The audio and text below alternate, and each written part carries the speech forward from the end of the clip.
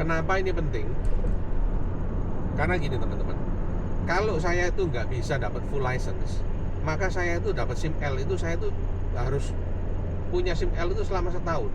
SIM L itu artinya saya ini bisa setir mobil, tapi harus ada yang nemeni, harus ada orang di sebelah saya, dan orang yang di sebelah saya ini punya full license.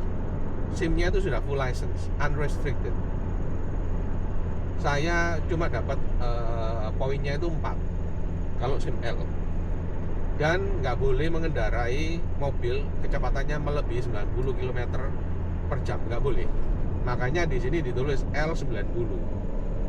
Setelah itu ya, selain itu juga apa ya, nggak boleh ada kadar alkohol sama sekali dalam darah, nggak boleh minum. Lagi setir sekalipun kadarnya itu harus 0 sekian pun itu nanti ditilang. Itu pelanggaran berat kalau ada kadar alkohol dalam darah ya sambil setir, itu pelanggaran berat. Nah, saya harus punya SIM L itu selama nggak tahu berapa, setahun mungkin ya, saya nggak jelas juga. Setelah saya setahun, saya itu apply lagi untuk ujian lagi, dan kemudian saya harus nyetir itu berapa, 20 jam nggak salah, 120 jam selama setahun itu ya. Saya harus setir 120 jam dan 100 apa 120 jam gitu ya. Dan di antara 100 jam itu 20 jamnya itu nyetir malam. Nah, taunya dari mana? Itu kita kalau SIM L itu kita tuh dapat namanya tuh logbook.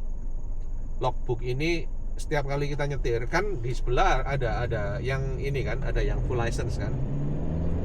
Nah, orang yang di sebelah ini yang tanda tangan. Iya, ini si siapa gini ya, si ABC ini nyetir hari Selasa tanggal sekian-sekian dari jam sekian sampai jam sekian.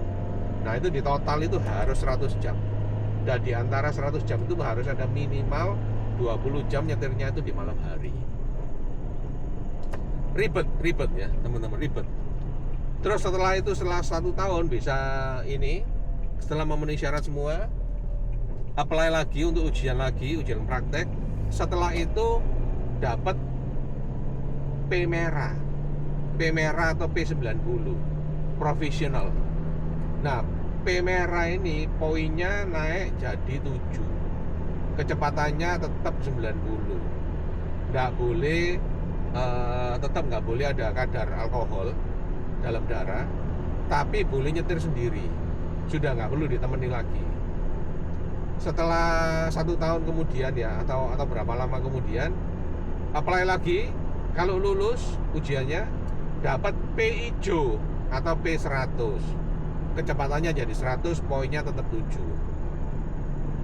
Setelah P hijau mungkin setahunan juga, apply lagi untuk ujian SIM lagi, untuk ujian nyetir lagi, lulus baru dapat yang namanya full license atau unrestricted itu. Ribet dah.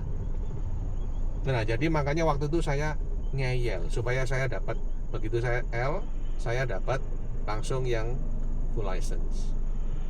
Poinnya itu apa? Poinnya itu kalau full license dapat 13 poin, kalau yang P itu dapat 7, kalau yang L itu 4. Artinya gini, kalau melanggar lampu merah didenda, tadi kan saya bilang 540 sekian gitu ya.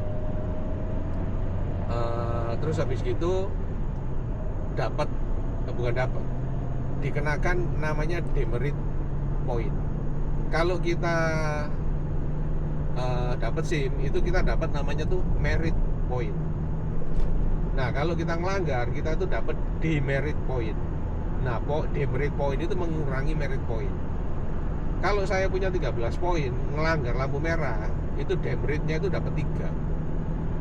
Kalau parkir sembarangan, ada nanti saya ini sendiri ya, parkir itu ya, itu nanti ada demerit poinnya. Kalau sudah habis demerit poinnya tuh habis, nggak boleh nyetir.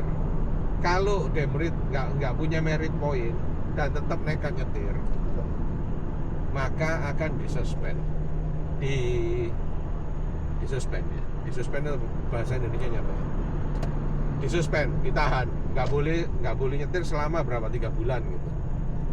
Kalau dalam dalam 1 tahun disuspendnya itu sampai 2 kali, maka teman-teman itu harus tes psikologi. Teman saya itu barusan ngalami soalnya. Dia bilang, aku kalau ini kena lagi, ini aku kena suspend lagi. Dia sudah kena suspend sekali, terus dia ngelanggar lagi. Kalau dia sampai disuspend lagi, katanya aku bukan cuma harus ikut ujian lagi, tapi aku harus menemui psikiater, katanya psikolog apa psikiater gitu. Mungkin mau ditanya, kamu tuh gendeng apa gimana, kamu tuh loh sampai setahun disuspend 2 kali. Ya jadi gitu ya teman-teman ya, hati-hati kalau nyetir di Indo, kalau nyetir di Australia, SIM-nya seperti itu.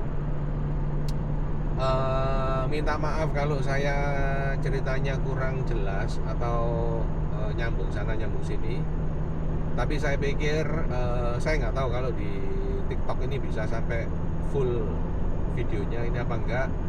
Kalau nggak bisa ya mungkin teman-teman bisa lihat di YouTube ya. YouTube-nya namanya sama, Sopir Australia, sopir.australia. Nanti selanjutnya saya akan bikin video apa lagi ya.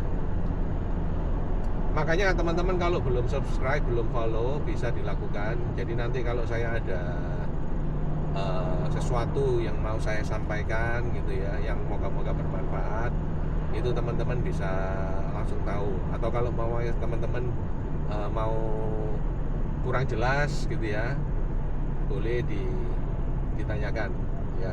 Untuk sekarang ini saya pikir gitu dulu. Thank you teman-teman untuk waktunya, dan thank you sudah menemani saya selama perjalanan ini. Sampai ketemu di video yang lain.